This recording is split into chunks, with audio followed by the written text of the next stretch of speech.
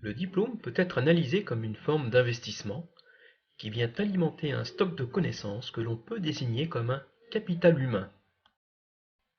On peut alors se poser la question de savoir s'il est rentable de sacrifier quelques années de sa vie au cours desquelles on ne gagne pas d'argent.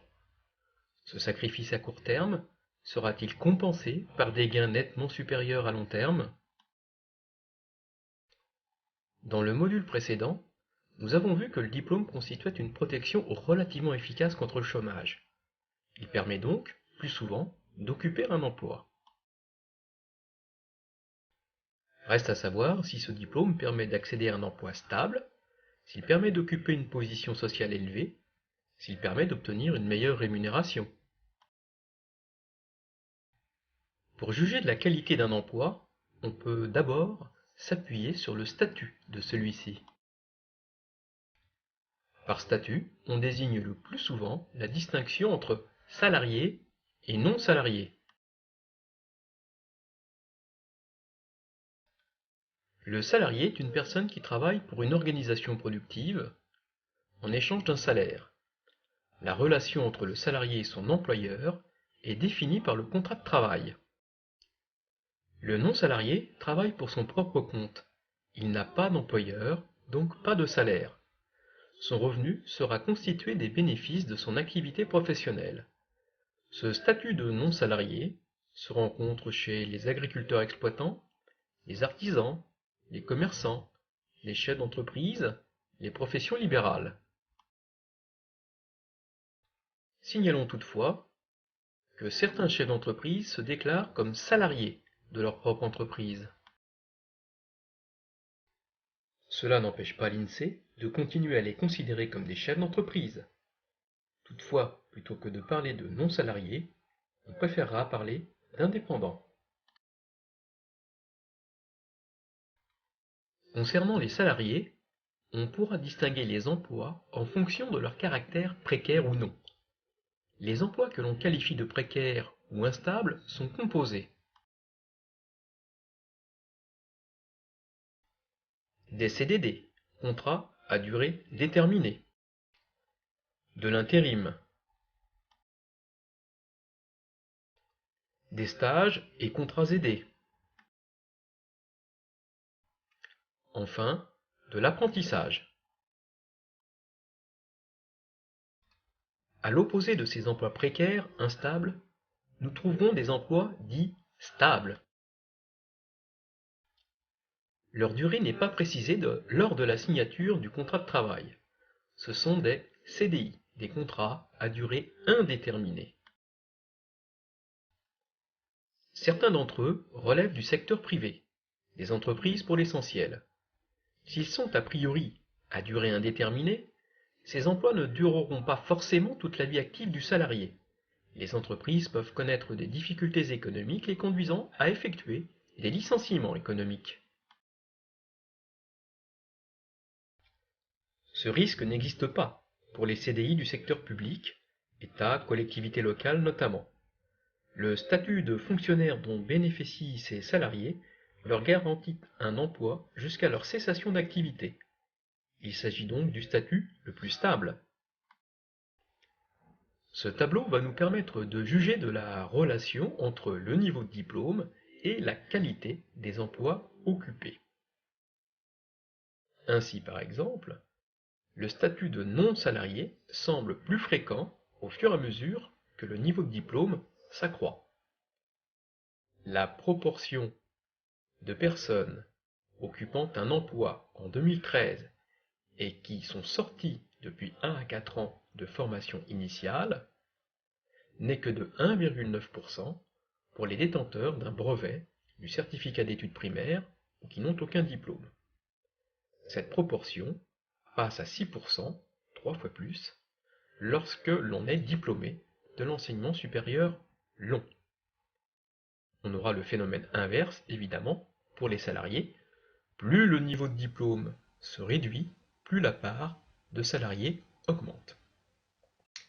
Concernant maintenant la stabilité des emplois salariés.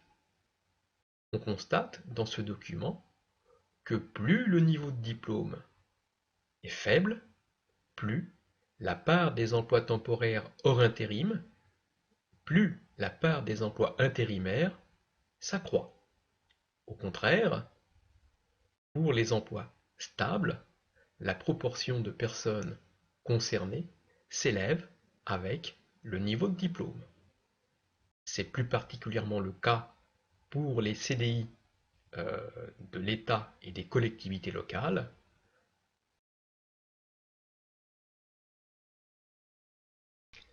Si l'instabilité de l'emploi est un critère distinctif important sur le marché du travail, il faut aussi tenir compte de la durée du travail pour juger de la qualité d'un emploi.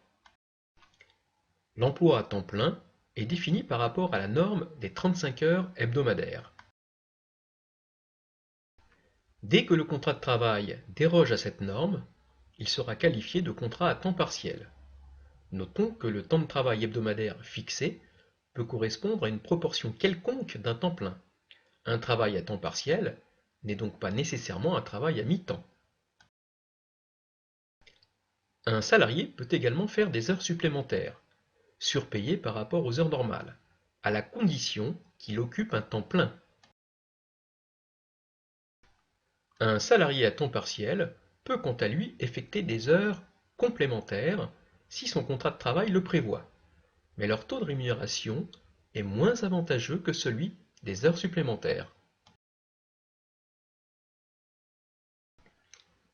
L'ensemble des emplois instables et ou à temps partiel constituent ce que l'on appelle les emplois atypiques, que l'on oppose aux emplois dits typiques, stables et à temps complet. Ce tableau va nous permettre d'apprécier la relation entre le niveau de diplôme et la durée du travail.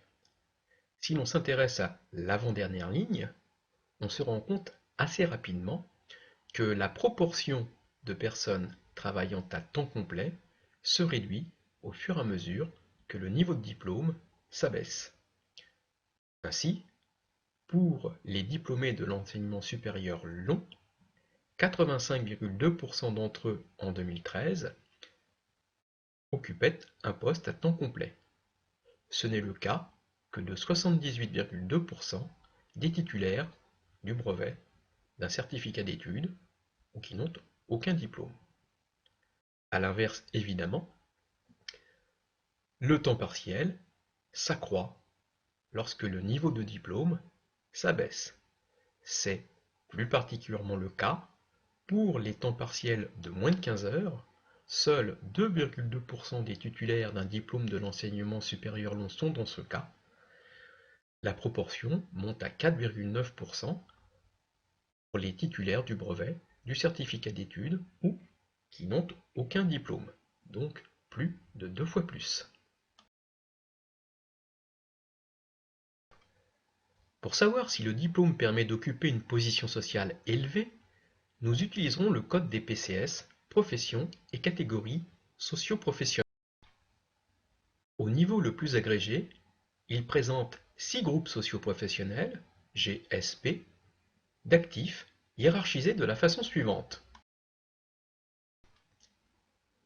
Les travailleurs indépendants, agriculteurs exploitants, artisans, commerçants, chefs d'entreprise, puis le personnel d'encadrement, cadres et professions intellectuelles supérieures, professions intermédiaires, et enfin les salariés d'exécution, employés, ouvriers. Ce tableau va nous permettre de juger de la relation entre le niveau de diplôme et la catégorie socio-professionnelle occupée. Les deux premiers groupes présentés, agriculteurs exploitants, artisans, commerçants et chefs d'entreprise, représentent des travailleurs indépendants. Il apparaît que dans ce type de statut, il n'est pas forcément nécessaire d'avoir un niveau de diplôme très élevé. Par contre, chez les salariés, pour les positions sociales les plus élevées, comme cadre et profession intellectuelle supérieure, là, le niveau de diplôme est discriminant.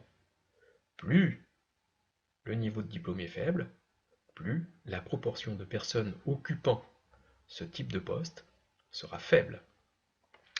On va constater L'inverse, évidemment, chez les salariés d'exécution, où là, plus le niveau de diplôme est faible, plus la proportion de personnes occupant ce type de poste sera élevée. Enfin, nous pouvons nous demander si le diplôme permet d'obtenir une meilleure rémunération pour son travail. Si le diplôme permet une meilleure rémunération, c'est d'abord parce qu'il permet, plus souvent, d'être à son compte ou d'exercer une fonction d'encadrement. Pour juger de l'efficacité du diplôme quant aux revenus d'activité, nous devrons distinguer les revenus des salariés des revenus des indépendants. L'INSEE ne les mesure pas de la même façon. Commençons par les salariés. Ce document va nous permettre de juger de la relation entre le niveau de diplôme et les tranches de salaire mensuel net. Il peut être commode ici, pour aller vite, de se référer à la colonne ensemble qui indique la proportion de salariés percevant tel ou tel type de salaire mensuel net. Ainsi, par exemple, 4,5% des actifs occupés percevaient un salaire mensuel net de moins de 500 €.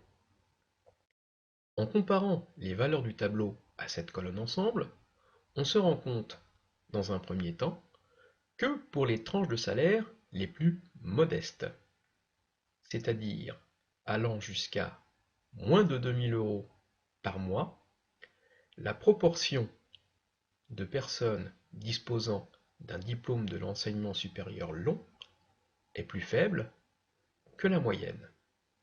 A l'inverse, à partir de 2 000 € par mois, la proportion de diplômés de l'enseignement supérieur long devient très nettement supérieure à la moyenne. Il semble donc bien, au regard de ce document, que le niveau de salaire dépende assez étroitement du niveau de diplôme.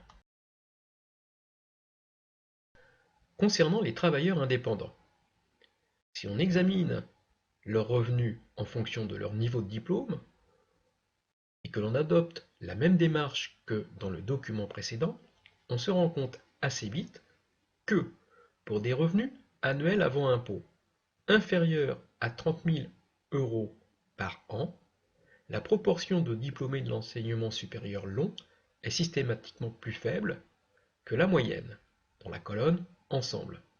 A l'inverse, pour les revenus les plus élevés, la proportion de diplômés de l'enseignement supérieur long est systématiquement supérieure à la moyenne figurant dans la colonne ensemble. Ici encore, il semble bien que le niveau de diplôme permette de dégager un revenu annuel avant impôt plus élevé au fur et à mesure que ce niveau de diplôme s'accroît.